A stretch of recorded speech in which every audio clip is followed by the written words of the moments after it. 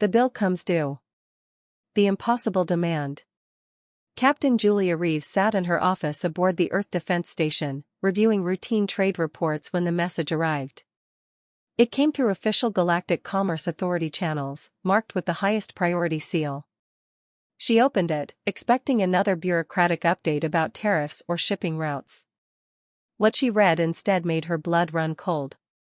Official notice, Species 7843, Human, Outstanding Debt, 847 trillion Galactic Credits. Payment due, 30 standard days.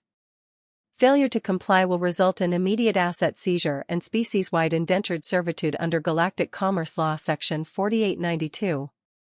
Julia read it 3 times, certain there had been a mistake. 847 trillion credits. The number was so large it seemed meaningless. Earth's entire economy was worth maybe 10 trillion credits at most. This debt was nearly 100 times that amount. She immediately called an emergency meeting with Earth's leadership. Within hours, President Morrison, the Secretary of Commerce, military advisors, and Earth's top economists gathered via holographic conference. "This has to be an error," President Morrison said, his face pale. "We've only been part of the galactic community for 20 years. How could we possibly owe this much?" The Secretary of Commerce pulled up the detailed invoice that had come with the notice. According to this, the debt stems from something called the salvation fee. It says humanity owes payment for being saved from extinction 300 years ago. 300 years ago? Julia interrupted. We hadn't even made first contact yet. We didn't even know aliens existed. Exactly, the secretary replied grimly. But according to this document, an alien species called the Vaxeri prevented an asteroid from hitting Earth in the year 2087. They claim they altered its trajectory, saving our planet. And now they want payment, with 3 centuries of compound interest. The room fell silent. Julia felt anger rising in her chest. Did anyone ask us if we wanted to be saved? Did anyone tell us this would cost us? Did we sign any agreement? No, the secretary answered. But according to Galactic Commerce Law, saving a species creates an automatic debt. The law was designed to prevent species from refusing to pay for rescue services after benefiting from them. President Morrison slammed his hand on the table. This is extortion. We never asked for their help. We didn't even know they existed. Doesn't matter under their law, a legal advisor said quietly. Ignorance isn't a defense. And from what I'm reading, the Galactic Commerce Authority has enforced this law before. Multiple species have been forced into servitude for failing to pay salvation fees. Julia felt sick. So what are our options? We can't pay, the Secretary of Commerce said flatly. Even if we liquidated everything, every resource, every asset on Earth and our colonies, we couldn't raise 1% of this amount. Then we fight, a military general said. Against the entire Galactic Commerce Authority, another advisor countered. They have thousands of member species. We'd be obliterated. The meeting continued for hours, but no solution emerged. Earth had 30 days to pay an impossible debt or face enslavement. 20 billion humans would become property of the Galactic Commerce Authority, forced to work until the debt was paid, which, with interest, would take centuries. Searching for truth. Julia couldn't accept it. Something about the debt felt wrong beyond just the injustice. She began investigating, using her security clearance to access Earth's historical records and the galactic databases. She found the first clue buried in astronomical data from 2087. There had indeed been an asteroid on a collision course with Earth that year. News reports from the time showed scientists frantically calculating impact scenarios. Then, mysteriously, the asteroid had changed course. Scientists at the time attributed it to natural gravitational influences from Jupiter. But now the Vaxeri claimed they had altered its course deliberately. Julia dug deeper. She contacted Dr. Marcus Webb, an elderly astronomer who had been part of the team tracking that asteroid 300 years ago. He was 342 years old now, kept alive by modern medicine, and his memory was sharp. I remember it clearly, Dr. Webb said during their video call. We were terrified. That rock was going to hit us. Then it just changed course. We celebrated, assumed we'd miscalculated or that Jupiter's gravity had saved us. Did you ever detect any alien activity? Julia asked. Any ships, any energy signatures, anything unusual? Dr. Webb paused, thinking. You know, there was something. Our Deep Space Telescope picked up a strange energy reading near the asteroid about 3 days before it changed course. We couldn't explain it, but we were so focused on the asteroid itself that we didn't investigate further. After the threat passed, we forgot about it. Do you still have that data? It should be in the archives. Let me look. Hours later, Dr. Webb sent Julia the files. She studied them carefully, then brought in her ship's science officer, Lieutenant Chen, to analyze them. This is interesting, Chen said after reviewing the data. There's definitely an energy signature here. It's consistent with an alien propulsion system. But look at this, the energy output is way too small. What do you mean? Julia asked. To move an asteroid that size, you'd need massive amounts of energy. This signature is barely a blip. It's like, someone was near the asteroid, but they weren't powerful enough to actually move it. Julia's mind raced. What if they didn't move it? What if it changed course naturally, just like Earth's scientists thought, and the Vaxeri just happened to be nearby? Chen's eyes widened. Then they're claiming credit for something they didn't do. They're lying. The conspiracy unfolds. Julia took her findings to the president, but the response was cautious. Even if you're right, how do we prove it? The Vaxeri will claim their records show they saved us. It becomes our word against theirs. Then we need to find other species this has happened to, Julia said. If this is a pattern, we can prove it's a scam. She assembled a small team and began investigating. Using her military connections, she accessed classified Galactic Commerce Authority databases. What they found was shocking. Over the past 1,000 years, 47 different species had been charged with salvation fees by the Vaxeri. Every single one had been forced into servitude when they couldn't pay.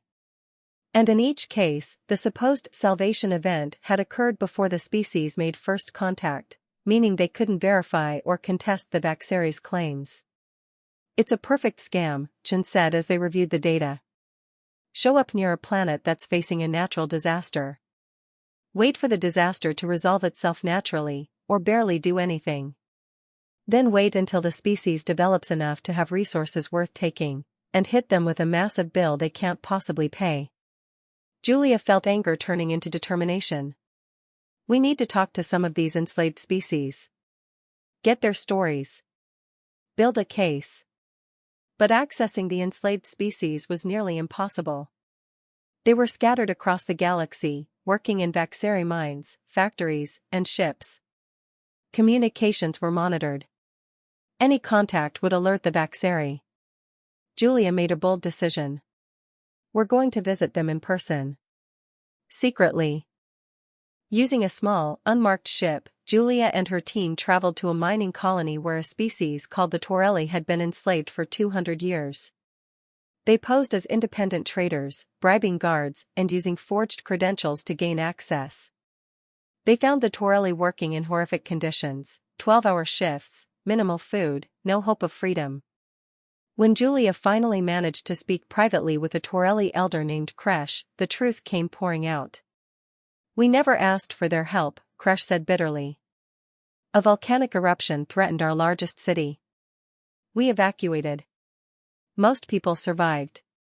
Then 200 years later, the Vaxeri showed up claiming they had prevented the eruption from being worse.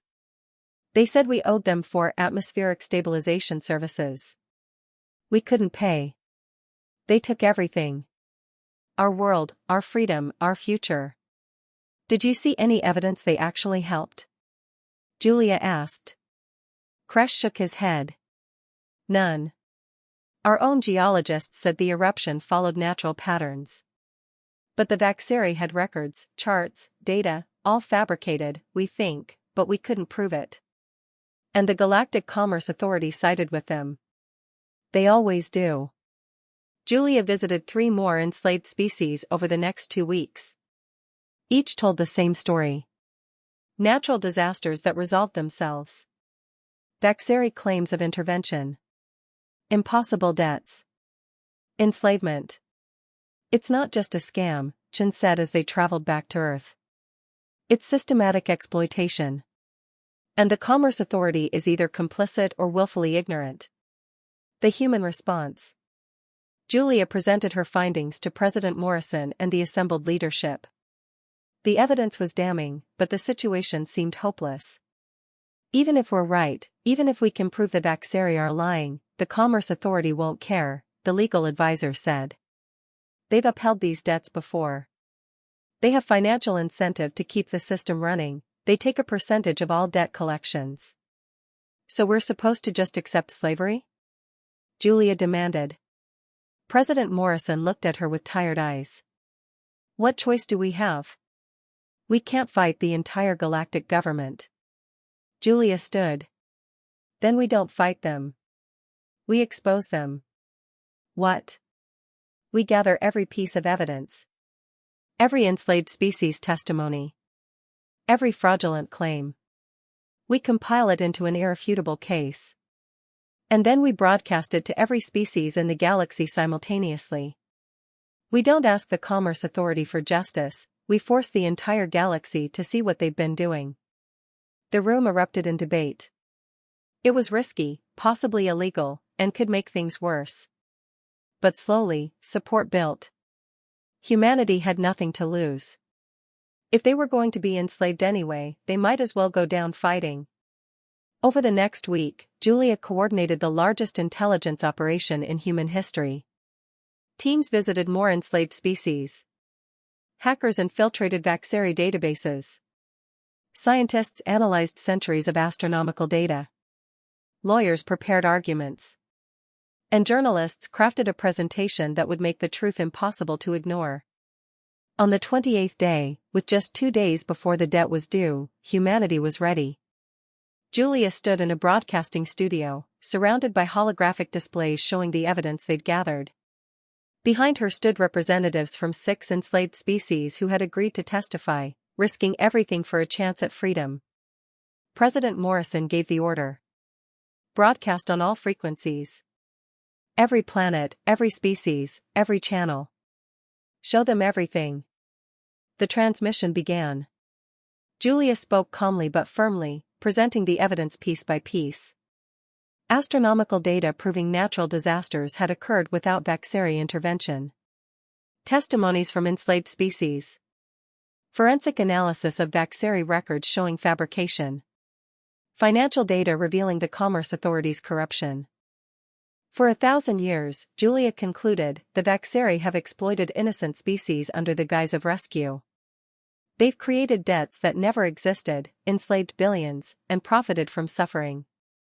And the Galactic Commerce Authority has enabled them. We, humanity, refuse to participate in this system. We will not pay a debt we never owed for a service we never requested. If the galaxy wants to enslave us for speaking the truth, so be it. But everyone will know why. The broadcast ended.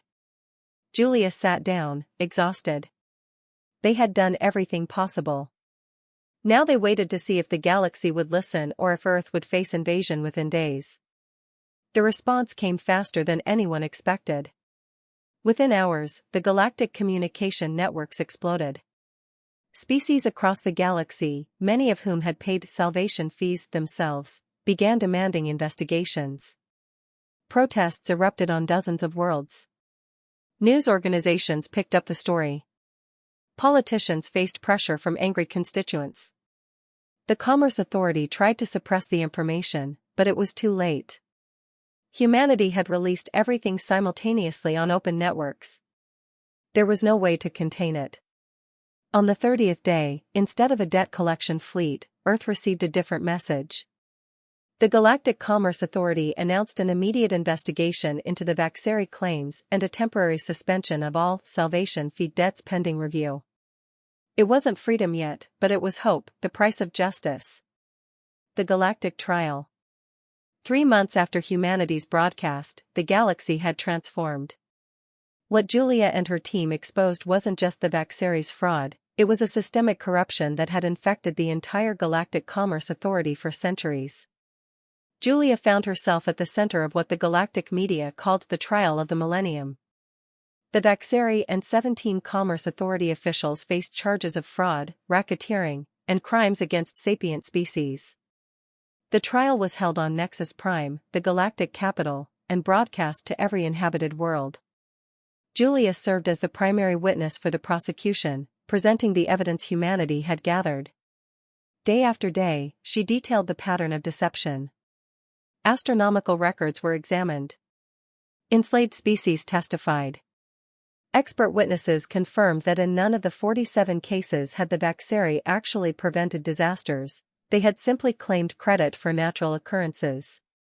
The Vaxeri's defense was weak. They claimed their records were accurate, but forensic analysis revealed the documents had been created retroactively, sometimes centuries after the supposed events. They argued that their atmospheric stabilization and trajectory correction efforts were so subtle that they left minimal evidence, but scientists from a dozen species testified that the physics didn't support their claims. The most damning moment came when Julia revealed evidence that the Commerce Authority officials had received massive bribes from the Vaxeri, 30% of all collected debts, paid into secret accounts. This wasn't justice, Julia told the assembled court, her voice carrying to billions of viewers across the galaxy. This was slavery with paperwork. And it was enabled by those sworn to protect us. After 6 weeks of testimony, the verdict came swiftly. The Vaxeri leadership was found guilty on all counts. The corrupt Commerce Authority officials were convicted. And most importantly, all salvation fee debts were declared null and void. The enslaved species were freed. Julia watched via holographic feed as Torelli, freed after 2 centuries of bondage, emerged from the mines. They stood in sunlight, some weeping, others too stunned to react. Similar scenes played out on 46 other worlds. Billions of beings were given back their freedom. The unexpected consequence. But freedom came with complications Julia hadn't anticipated. The freed species, grateful to humanity for exposing the truth, began arriving at Earth by the thousands. They came seeking new lives, new opportunities, and to personally thank the humans who had saved them. Earth's immigration system, designed to handle a few thousand aliens per year, was overwhelmed by millions of refugees. Orbital stations filled to capacity. Landing permits took months to process. And tensions began rising as Earth's resources strained under the influx. Julia was pulled from her military duties to help coordinate the humanitarian crisis.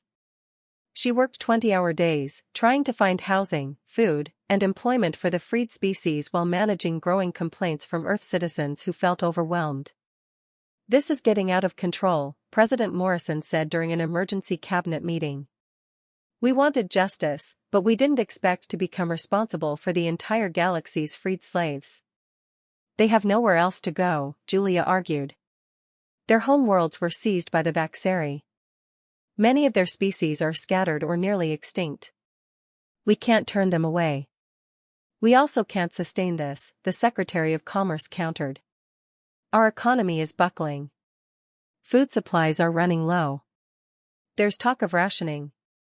Julia felt the weight of unintended consequences. They had freed billions but hadn't planned for what came next. As she walked through the overcrowded refugee centers orbiting Earth, she saw the faces of beings who had lost everything.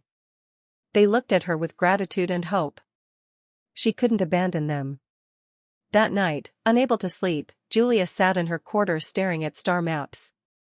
There had to be a solution. Then it hit her. "The Vaxeri worlds," she whispered. "The bold proposal." The next morning, Julia presented her idea to the president. The Vaxeri had an empire built on stolen labor. Now that they'd been convicted, their assets have been seized by the galactic government. Those assets include dozens of worlds, resource-rich planets that the Vaxeri controlled. "You're suggesting we take them?" President Morrison asked. Not just us. All the freed species, working together. We petition the galaxy to grant us joint control of former Vaxeri territories. We establish new colonies where the freed species can rebuild. And humanity leads the coordination effort. The president considered this. That's ambitious. It would make us responsible for establishing an entirely new multi-species civilization. We already are responsible, Julia said firmly. We exposed the truth. We can't just walk away now. Besides, this is an opportunity. If we do this right, we create something unprecedented, a true coalition of species working together, led by human organizational skills and our experience in building diverse societies. The proposal went to the Galactic Council. The debate was intense. Some species worried about humanity's motives. Others argued that giving so many worlds to freed slaves would destabilize galactic power structures. But the freed species themselves rallied behind the plan, and public opinion across the galaxy supported giving them a chance to rebuild. After weeks of negotiation, the Council agreed. 40 Vaxeri worlds would be transferred to a new entity called the Free Worlds Coalition, with humanity serving as the administrative coordinators for the first 50 years. Building something new. The work was harder than anything Julia had imagined.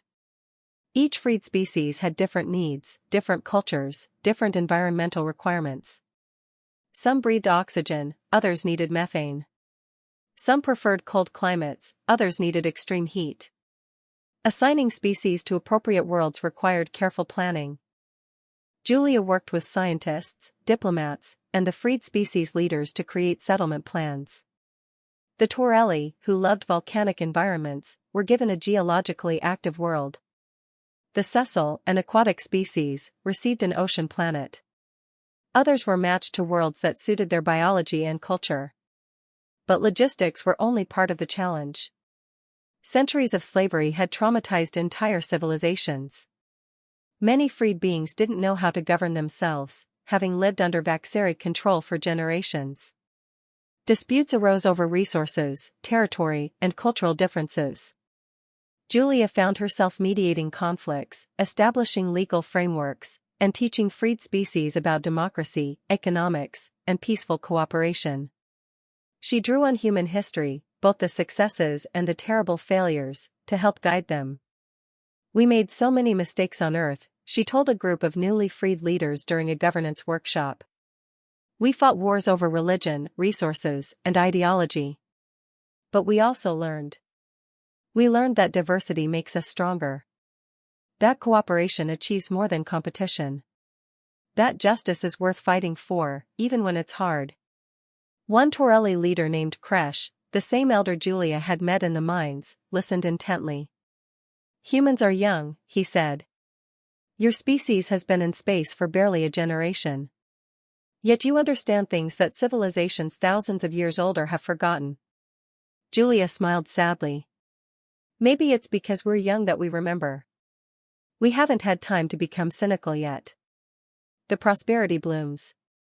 Years passed. The Free Worlds Coalition grew from a refugee crisis into a thriving multi-species civilization. Humans served as coordinators, but they didn't rule. Instead, they facilitated cooperation, providing administrative expertise while each species governed its own worlds. Trade routes were established. Cultural exchanges flourished. The freed species, grateful for their second chance, worked with unprecedented dedication. Within a decade, the coalition worlds became some of the most prosperous in the galaxy. Humanity benefited too. The coalition species shared technologies humanity had never seen. Medical advances extended human lifespans. Agricultural techniques increased crop yields. And Earth's economy boomed as it became the administrative center of a galactic economic powerhouse. But Julian noticed something more valuable than economic prosperity. Human culture began to change. Growing up alongside dozens of alien species, human children became the most culturally adaptable beings in the galaxy. They learned multiple languages, understood diverse perspectives, and saw the universe through a lens of cooperation rather than competition. "We're becoming something new," Dr. Chen, now elderly himself, told Julia during a celebration marking the coalition's 10th anniversary. "Not just humans anymore, but bridge builders. Connectors between species." Julia watched the celebration, dozens of species dancing, eating, and laughing together. Human children played with Torelli young, learning to navigate their volcanic playgrounds. Cecil artists collaborated with human musicians, creating symphonies that blended water sounds and traditional instruments. Everywhere she looked, she saw cooperation and hope. The reckoning. Not everyone was pleased with humanity's success. The traditional galactic powers, ancient species who had dominated commerce and politics for millennia, watched with growing concern as the upstart humans led the coalition to prominence. One such species, the Chromoth Empire, filed a formal complaint with the Galactic Council. Their ambassador, a towering reptilian being named Thorax, spoke before the assembled delegates. "The humans have grown too powerful too quickly," Thorax declared. "They control 40 worlds through their coalition. They influence the policies of dozens of species. This concentration of power in such a young species is dangerous. We propose that human authority over the coalition be dissolved and transferred to more experienced species." Julia, now representing both Earth and the coalition, stood to respond. "Ambassador Thorax speaks of experience," she said calmly. "His empire is over 50,000 years old. In that time, how many species have the Chromoth helped? How many civilizations have they lifted up?" Thorax bristled. "We have brought stability to our region of space. We have prevented conflicts." "By conquering anyone who disagreed with you," Julia interrupted. "I've read the histories. The Chromoth Empire expanded by subjugating weaker species. You call it stability. I call it domination." The chamber erupted in murmurs. Julia continued, "Humanity is 20 years old in galactic terms. In that time, we exposed a slavery ring that had operated for 1,000 years. We freed 47 enslaved species. We helped them build new civilizations based on cooperation, not domination. And yes, we've gained influence. But that influence comes from gratitude, not fear. From cooperation, not conquest. If that makes us dangerous, then perhaps the galaxy needs more danger like that." The response from other species was immediate. Dozens of ambassadors stood in support of humanity. The freed species spoke passionately about what the coalition meant to them. Even some traditional powers, weary of the old order, expressed support for humanity's approach. The Chromoth's complaint was dismissed. But Julia knew this wouldn't be the last challenge. Success made enemies, especially among those who preferred the old ways. The legacy. 20 years after exposing the Vaxeri fraud, Julia Reeves retired from active service. She was 63 years old, exhausted, and ready to rest. The Free Worlds Coalition had grown to include 70 planets and was now self-governing, no longer needing human coordination. At her retirement ceremony on Earth, representatives from every coalition species came to honor her. Kresh, the Torelli elder, now over 400 years old, spoke on behalf of all freed species. 20 years ago, humanity saved us, Kresh said, his voice carrying across the assembled crowd. Not with weapons or threats, but with courage to speak truth. You could have paid the debt or fought back with violence. Instead, you chose a third path. You exposed the injustice and invited the galaxy to see. That choice freed billions." He paused, his ancient eyes glistening. "But what you did next mattered more. You didn't abandon us. You didn't exploit your position. You helped us rebuild with patience, wisdom, and genuine care. Humanity taught us that strength isn't about domination. Real strength is lifting others up." Julia felt tears streaming down her face as species after species spoke about what the coalition meant to them. They talked about children who grew up free. About worlds they had built. About futures they could now imagine. President Morrison, near the end of his own term, approached Julia after the ceremony. "You know what I realized," he said. "The Vaxeri did us a favor. Julia looked at him in surprise. They tried to enslave us, Morrison continued. But in fighting back, we discovered who we really are. Not conquerors or victims, but bridge builders. We learned that humans aren't special because we're stronger or smarter than others. We're special because we believe everyone deserves freedom, dignity, and a chance to thrive. Julia nodded slowly. We never owed them that debt. But maybe we owed something to ourselves, the debt to stand up for what's right, even when it's hard. Epilogue: The Ripple Effect. 50 years after the trial, humanity's influence had reshaped the galaxy in ways no one could have predicted. The Free Worlds Coalition had become the galactic model for multi-species cooperation. Its success inspired other regions to form similar alliances based on mutual respect rather than domination.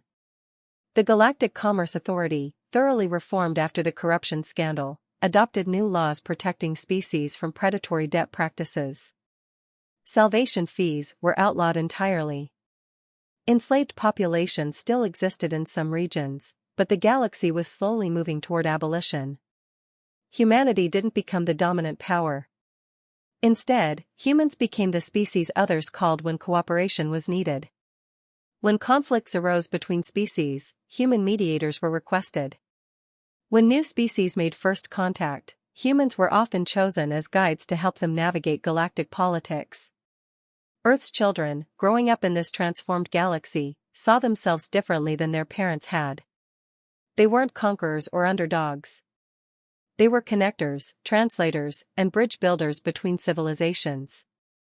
And somewhere in a quiet retirement community on Earth, Julia Reeves watched news reports of the latest coalition's success. A new species had just joined, welcomed by dozens of others working together. She smiled, knowing that the debt humanity never owed had been repaid 1,000 times over, not in credits, but in freedom, dignity, and hope. The galaxy had tried to enslave humanity over a fraudulent debt. Instead, humanity had freed the enslaved, transformed the system, and proved that even young species could change the course of history. Not through conquest, but through courage. Not through domination, but through cooperation. Not through accepting injustice, but through having the audacity to say, "We owe you nothing, but we'll help everyone anyway." That was humanity's real strength. And the galaxy would never be the same,